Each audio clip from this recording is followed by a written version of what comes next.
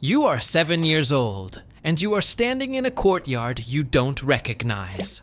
The stones beneath your feet are cold, even though outside the sun of Corinth falls on the marble with its full force. There is a smell you can't yet identify. Burnt olive oil, something sweet, something that turns your stomach without you knowing why. Around you, there are 6 other girls. None of them look at you. All of them have their eyes fixed on the ground, as if there were an instruction that you haven't received yet, and they already know by heart. A woman walks in front of you. She is not old, but she is not young either. She has her hair pinned back with an ivory comb and eyes the color of wet clay. She studies you the way you study a vase at the market, with interest, without urgency, without any visible emotion. You don't know that this woman has just bought you. You don't know that this courtyard will be the only world you'll know for the next 10 years. You don't know that the name she is about to give you, Neaira, meaning the fresh one, the new one, is not a name. It is a price. Music. The woman's name is Nicarete. In Corinth, everyone knows her. Not because she is famous, but because Corinth is the kind of city where certain businesses don't need advertising.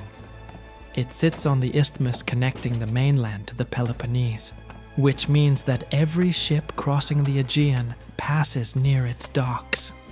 Sailors, merchants, diplomats, generals, they all pass through Corinth. And Corinth has an infrastructure designed to receive them. Nicorette is not a cruel woman in the way that you, at 7 years old, might imagine cruelty. She doesn't yell. She doesn't hit without reason.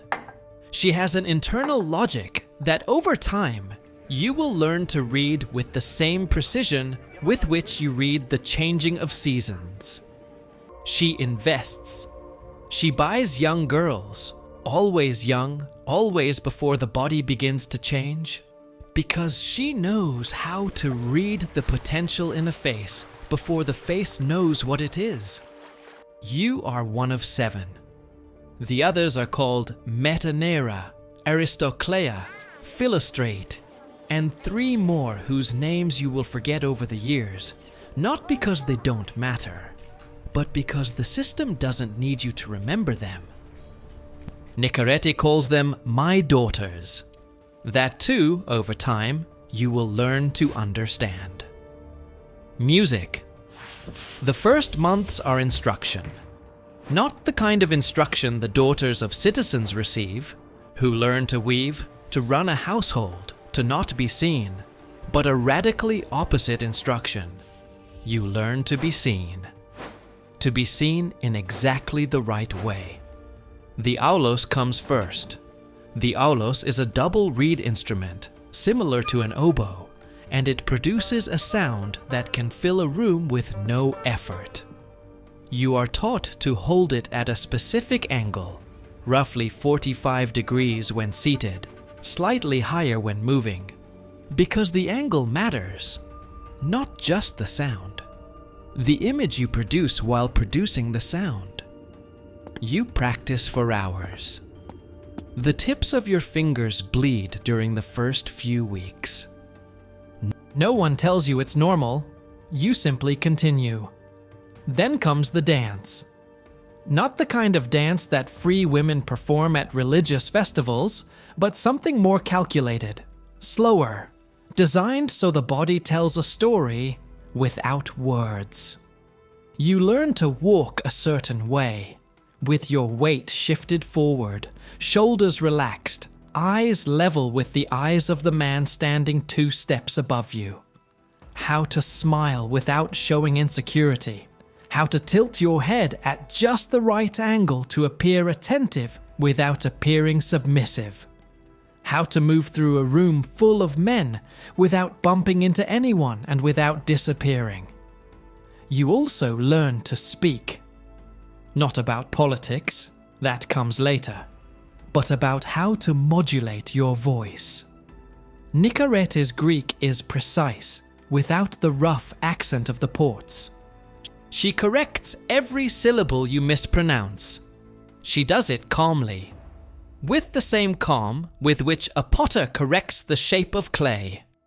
Not because she cares what you think, but because the final product must be flawless. Because that is what you are. There is no dramatic moment when you understand it. There is no revelation. It is more like an accumulation. Music Corinth in the 4th century BC has approximately 90,000 inhabitants. Of those, around a third are slaves. The city would not function without them. They work in the ports, in the pottery workshops, in the mines on the outskirts, in the homes of citizens. Slavery in Greece is not an aberration. It is the infrastructure. You are part of that infrastructure. But you are a specific part, an expensive part, a part that requires investment before generating a return. The system has a hierarchy that takes you years to fully understand. At the top are citizens, free men, born of Athenian or Corinthian fathers, with political rights, with property, with a name. Below them are the medics, resident foreigners, free but without civil rights. Then domestic slaves, who at least have a roof and a certain continuity. And somewhere within that category, difficult to place exactly because the system has no clear vocabulary for what you are, there you are. Technically, you are Nicaretti's property. Technically, when clients pay to be with you, they pay her. You never touch the money. You don't set the prices. You don't choose the clients. You don't decide anything. But Nicaretti calls you daughter. And for a while, as a child, that matters to you more than it should. Music, the porneon. The place where the porne work, the most common, the cheapest, is located in the commercial district. There is no red light district in Corinth, not exactly. The brothels are mixed in with workshops, with taverns, with the port warehouses. It is a city of work. Pleasure is just another kind of work. Nicaretti's establishment is not the cheapest porneon, far from it. The women who work in the port brothels charge an obol per encounter, a silver coin that weighs less than a gram, worth 1/6 of a day laborer's daily wage. Nicaret charges more, much more.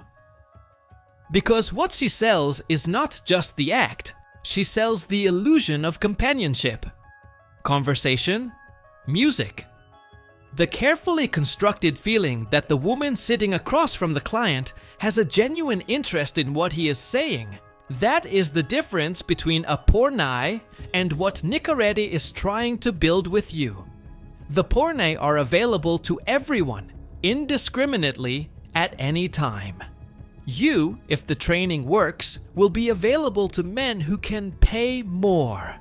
Generals, orators, wealthy merchants, men like Lysias, the speechwriter, who pays generously to spend time with a woman who can follow a conversation about philosophy without losing the thread.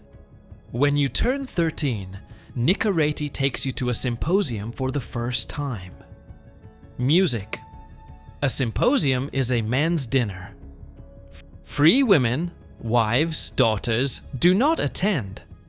Not because they physically cannot, but because their presence would be the kind of transgression that ruins reputations. The symposium is the space where citizens relate to one another, where business is done, where politics is debated, where wine diluted with water is consumed in proportions the host decides, usually 2 parts water to 1 part wine, though the ratio shifts as the night goes on. You arrive with the aulos. The room smells of myrrh and aged wine. The men are reclining on klini, a kind of low wooden couch with braided rope, arranged in a circle. There are olives on painted terracotta plates. There is goat cheese. There are figs. The men talk loudly, with the ease of people who have known each other for years. When you walk in, some of them stop talking. Others don't look at you. The ones who do look at you do so with an attention you still don't know how to process. It is not exactly the way someone looks at another person. It is more like the way someone looks at an instrument they are considering buying. You play for the first half of the night. Nicorette is seated nearby, with an expression that is not exactly pride but functions similarly. The quiet satisfaction of someone watching their investment pay off. You don't yet know this is only the beginning of what they will ask of you. You will understand that very same night. Music. The system has rules that no one explains to you directly. You learn them through accumulation, through mistakes, through observation. You learn that when a high-ranking man enters the room, you must bow exactly 15 degrees. Not more, which would look like servility. Not less, which would look like insolence. You learn that conversation about politics has precise limits. You can show that you've been paying attention. You can ask questions, but you can never openly contradict. You learn that the wine they pour you is more diluted than the men's, because you need to stay sharp when they are already clouded. You learn that there are clients who want only the music, and clients who want the conversation, and clients who want both as a prelude to something more, and that the difference between the three types must be read within the first 10 minutes, or you will have made a mistake that Nicorette will notice later. Mistakes have consequences. Not the kind that leave marks. That would be counterproductive, because the product must be in perfect condition. But the kind that leave debt. A dissatisfied client is one obol less. A scandal is a damaged reputation. A damaged reputation is a lower price. And a lower price means you will have failed at the only value the system assigns you. It is not about whether you are happy. The system doesn't need you to be happy. It only needs you to exist in a way that is profitable. Music. There is a woman at the establishment who has been there for years. Her name is Aristoclea, and she is perhaps 28 years old, though in this line of work, 28 looks a great deal like 40. She has black hair, and her teeth are still good, and in her eyes there is something you take weeks to identify: the complete absence of surprise. Not in the sense that she is bored, in the sense that she no longer expects things to be different from what they are. One day, during a moment the system has not scheduled, a midday when Nicorette has gone to the market, Aristoclea looks you in the eyes. It is the first time in months that anyone has looked at you directly, without calculating anything. She just looks at you. She says in a low voice, "When I got here, I was your age.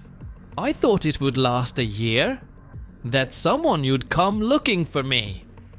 She says nothing more. Nicorette comes back with olives, and the conversation ends. But that sentence stays with you, not as a warning, as a map. Music. The years pass in a way that doesn't resemble what you imagine as a girl when you think about time. They don't pass dramatically. There is no clear moment when you stop being a girl and become something else.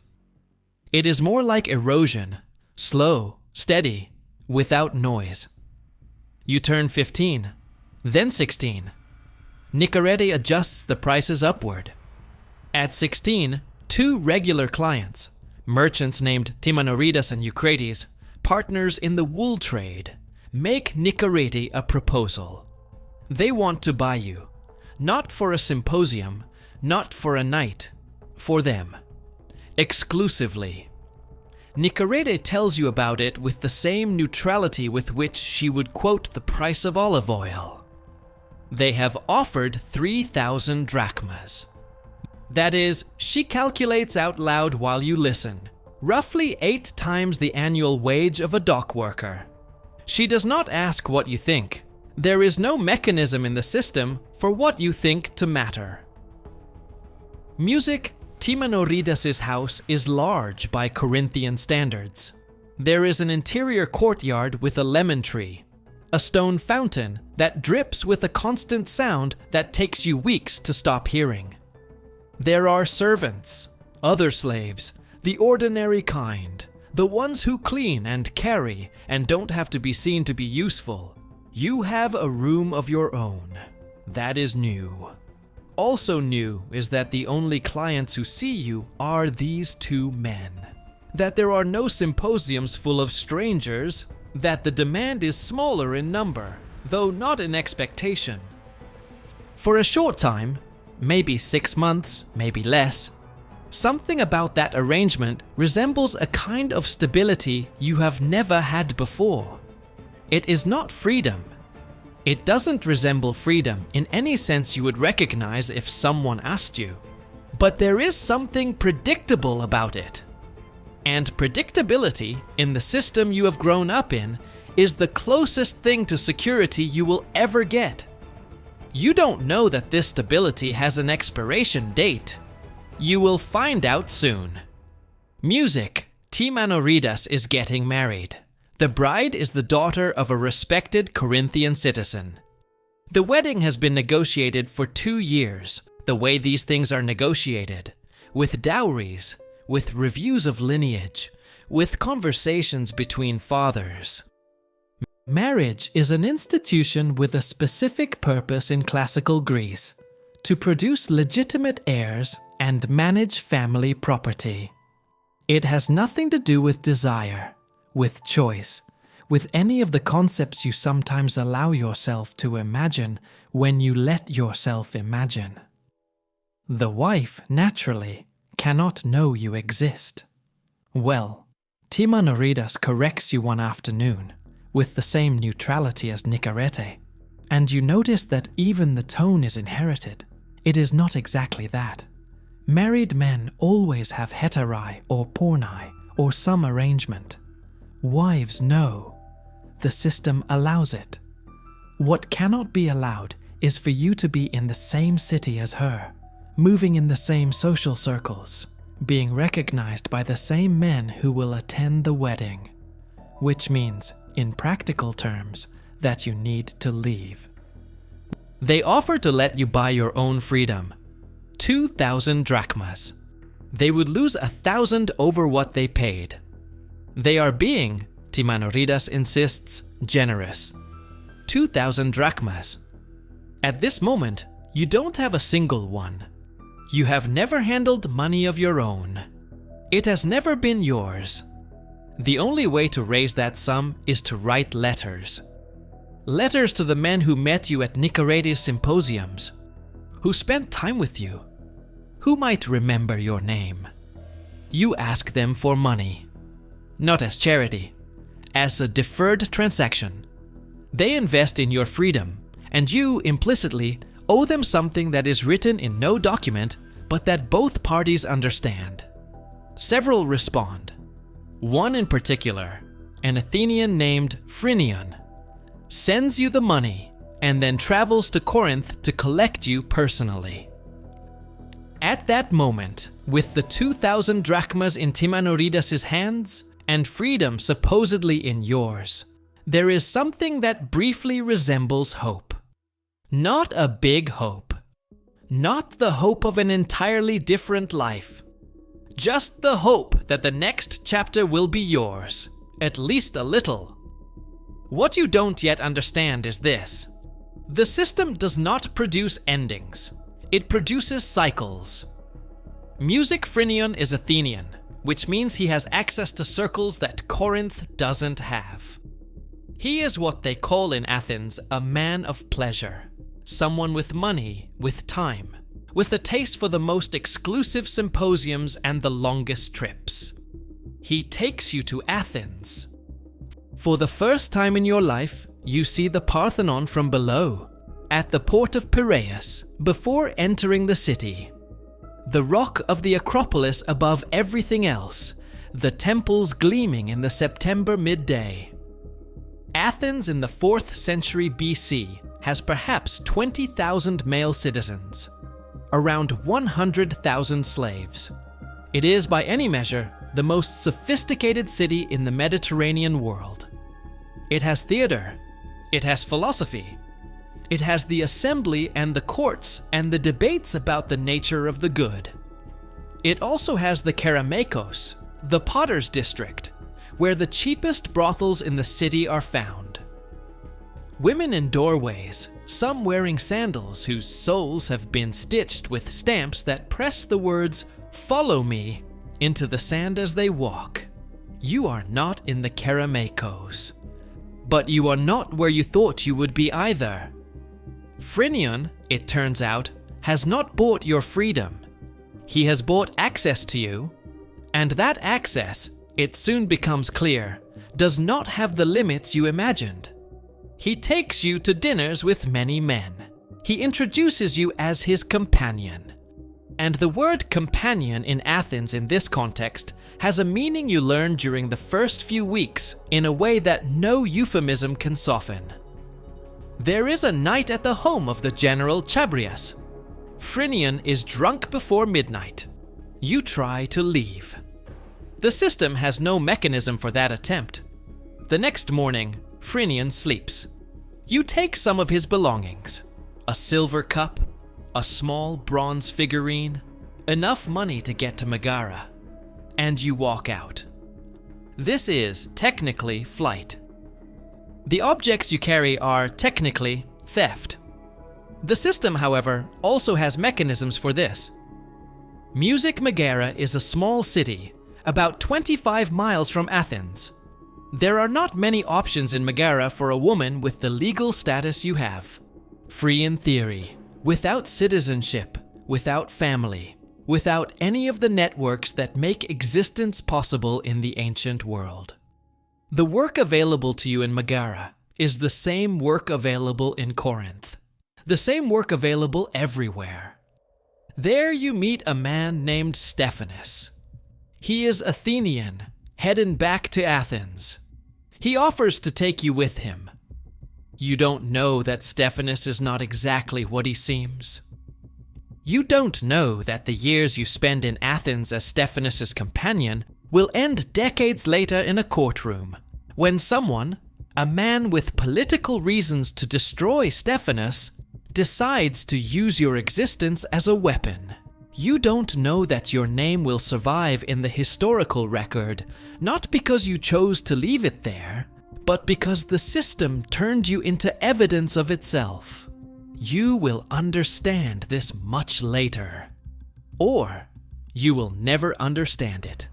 That no longer matters. Music. The years pass the way years pass in Athens, measured by festivals, by distant wars, by the shifting of the men in power. You turn 25, then 30, then an age you no longer count, because counting has become an exercise with no practical use. You live with Stephanus. You have children together, at least that is what he says. You lead a life that, seen from the outside, looks like a family. But you are not Stephanus's wife. That is impossible. He is an Athenian citizen, you are not. The law of Pericles, enacted decades earlier, establishes that only the children of an Athenian father and an Athenian mother can be citizens. You are not Athenian. You can never be. And that means your children, if they are his, are not citizens either. They exist in the same legal limbo in which you exist.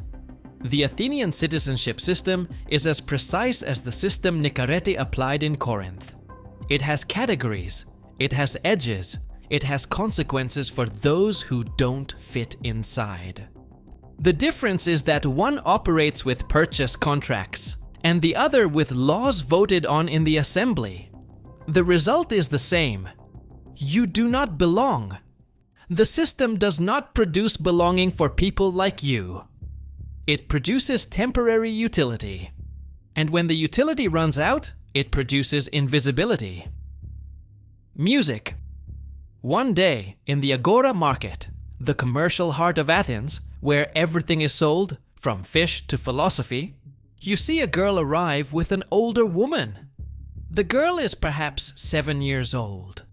Dark hair, eyes cast down. The woman guides her with a hand on her shoulder. Not with violence.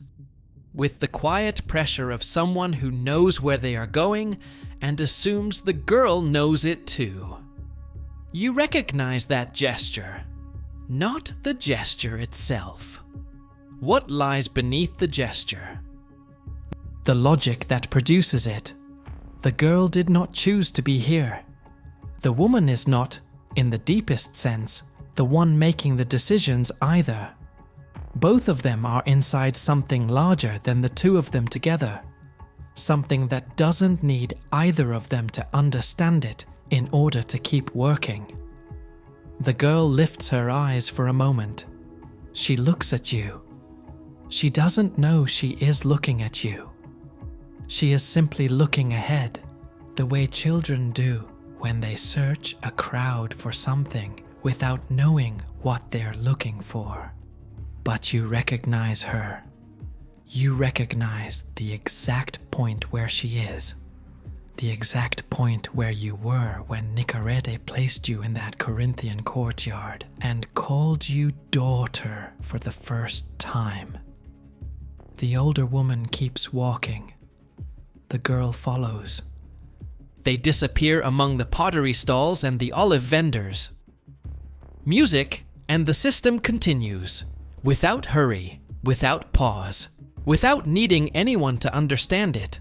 Not you, not the girl, not Nicarete, not Phrynion, not the men from Chabrias's symposium, not the judges who decades later will read your name in a legal document as if you were nothing more than a piece of evidence, and not a person who was once 7 years old with cold feet on the stones of a courtyard in Corinth. The system does not need you to be happy. It does not need you to be free. It only needs you to exist, and in existing, to reproduce the conditions of your own existence in someone else. And that is how it works. And that is how it has always worked, without hurry, without pause, without needing anyone to understand it to keep on working.